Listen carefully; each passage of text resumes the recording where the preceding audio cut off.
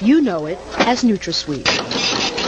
It's in just about everything. Soft drinks, iced tea, hot chocolate, tabletop sweetener, chewing gum, cereal, pudding, ice cream, cookies, even breath mints and children's vitamins. Odds are, aspartame is part of your diet. But should it be? It should be withdrawn from the market. Look at this. A summary of nearly 10,000 complaints filed with the Food and Drug Administration since 1980 by people just like Edith Johnson. I was horrified. I was panic-stricken. I was perspiring. I was scared to death on that night. Edith says she'll never forget it. Within a matter of moments, I went completely blind. I could not see anything. Edith was drinking a cup of low-calorie hot chocolate that night. Aspartame made it sweet. And Johnson says aspartame made her sick. All of a sudden, I couldn't see. My eyes went out of focus, and it was like my vision became quite blurred. And you think it's because of aspartame? I think it's very deliberately because of aspartame, yes. It was terrifying. Kate Randall thought she was going crazy. I started popping in my hands and twitching in my feet, my legs, my knees, my upper legs, and shoulders and arms and everywhere. Like millions of Americans, Kate Randall was a Diet Coke drinker. A big one. 9 Diet Cokes a day. For how long? 5 years. Every day. Every day. Kate developed a twitch in her eye. And then my chin, this part of my neck, and right up by my temples started to twitch. Kate Randall went to several doctors, but their tests were negative. The doctors told me that it was just a glitch in my system. My first reaction was, well, it's a glitch in my system that I'm not willing to live with.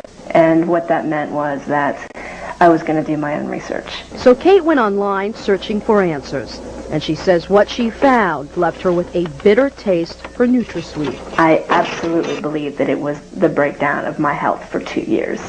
Kate Randall isn't the only one who believes NutraSweet is dangerous. Dozens of web pages warn against the ill effects of aspartame. One of them is supported by this man, Dr. H.J. Roberts, a private physician and author of several articles and books on aspartame. Somebody has got to put this out and say, be careful. Roberts calls aspartame an ignored epidemic. The internist says he's treated patients who suffered severe side effects from America's favorite artificial sweetener. The bottom line is that I have over 1,300 in my own database that people have had terrible reactions to products containing aspartame.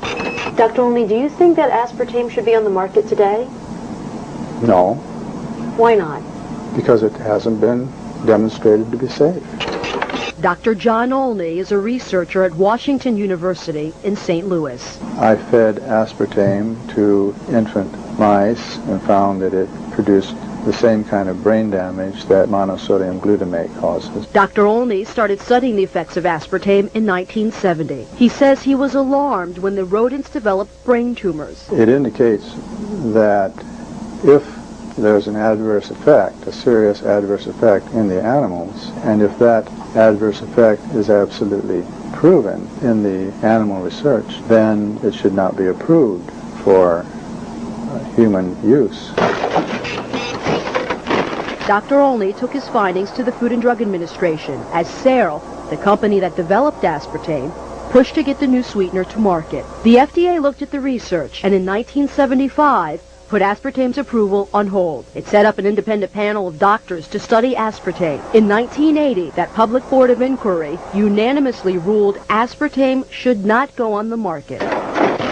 We had a major responsibility to evaluate. Dr. Vernon Young from MIT is the only surviving member of the board of inquiry. Our conclusion was that on the basis of the evidence presented at that time, we weren't able to assure ourselves of the safety of aspartame in that particular context, and that we advised the need for additional studies.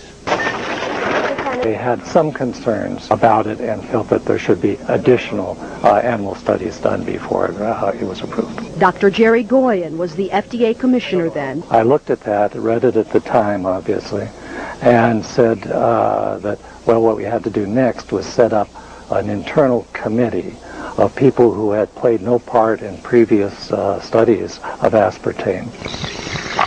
But Goyen never had the chance to review the results. That's because he was forced to step down in 1981, when newly elected President Ronald Reagan appointed a new commissioner. That commissioner quickly approved the use of aspartame for dry foods like cookies and pudding mix. Just 2 years later, he okayed it for carbonated drinks.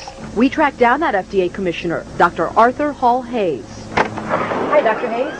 Yes. My name's Aline Sergani with Fox 5 in Washington. Yes. Can we ask you a few questions about aspartame? FDA has all the information you need. Yes, but sir, you were the FDA commissioner when aspartame was approved. And so we'd like to ask you a few questions. No, I really have no comments. All the information is available to Food and Drug Administration. Sir, don't you think it's your responsibility as the FDA commissioner when aspartame was approved to answer some of our questions? Not now. I'm no longer commissioner of the FDA. Do you think the public was ever put at risk? Sir, was the public ever put at risk? Sir, do you think he put the public at risk, sir? Yes, I do. Senator Howard Metzenbaum has his own concerns. I can say that I was dissatisfied with the manner in which aspartame was approved. So Senator Metzenbaum requested a review of the FDA's approval process. I have a kind of recollection of it that sort of left a bad taste in my mouth. And it wasn't from aspartame. To understand the senator's concerns, you have to realize what this little blue packet is really worth. Searle sells millions of dollars of aspartame each year. It's used in nearly 6,000 products, including Diet Coke. Searle had a vested interest in keeping aspartame on the market, and the American public had a craving for a calorie-free sweetener. It was a big public issue. It was a matter of considerable publicity and public attention. Between my first and second seizures, I asked my neurologist about aspartame and a possible link to seizures. The Senate's public hearings took place in 1987, but nothing came of Metzenbaum's worries. The committee decided not to request more studies and left aspartame on the market. I think that there were a lot of politics involved in its being approved. A lot of people share the senator's viewpoint, so Fox 5 obtained these campaign contribution records. They show that Searle made contributions to several senators involved in keeping aspartame on the market. Senator Howell Heflin received at least $5,000. Searle also contributed at least $3,000 to Senator Orrin Hatch. Senator Robert Byrd got $1,000, and Representative Henry Waxman also received a $1,000 contribution. And that's not all. We also learned that several federal officials were investigated for possible ties to Searle. I think the chairman of the FDA wound up in having some sort of economic relationship beneficial to himself with Searle Manufacturing, who at that time owned the rights to aspartame. The issue is really not an issue of science, it's an issue of politics. The Monsanto webpage links sites belonging to the American Diabetes Association and the Multiple Sclerosis Foundation. Both organizations have published articles supporting NutraSweet. Monsanto does not mention its large contributions to both nonprofit groups. Not enough is known about NutraSweet. Edith Johnson just wants the FDA to order more studies. So do the hundreds of people who continue to file complaints. So many, the Department of Health and Human Services has identified 91 symptoms by complainants attributed to aspartame use. The #1 reported symptom is headaches. Some of the other most reported symptoms are dizziness, mood changes, nausea, and stomach pain. Absolutely, I think the FDA should revisit this issue. But for now, the FDA has no plans to revisit the issue. The agency wouldn't even designate someone to speak with us on camera. But FDA officials did recently speak with members of the Aspartame Consumer Safety Network. James Turner and Mary Stoddard say they've been trying for years to convince the FDA that aspartame should be taken off the market, but their most recent attempt failed. They barely acknowledge the possibility that some people may be harmed. Their basic position is that in everything they've looked at, all the data has come in, and there's nothing, zero, that suggests to them that there's any problem. The Food and Drug Administration maintains aspartame is safe, but that's no comfort for Edith Johnson. You are talking with a very angry lady. I am furious today. They had no right to market it. My message to people is drink water. You don't need aspartame in your life. It's everywhere. Try walking down one aisle in the grocery store without finding aspartame in something. Is it safe? Should it have ever been approved? That all depends on who you ask. What would you like to tell people about aspartame?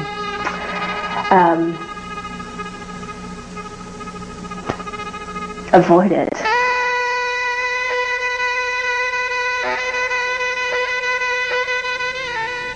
FDA representatives would not speak to us on camera, but they did send us this statement. In it, the agency stands behind its decision. The statement then goes on to say the FDA remains ready to act if it receives what it considers to be credible scientific evidence. But until then, NutraSweet will remain on the shelves of your grocery store. Reporting live, Aline Sergani. Now back to you, Tracy. Well, very interesting report there, Aline. Thank you.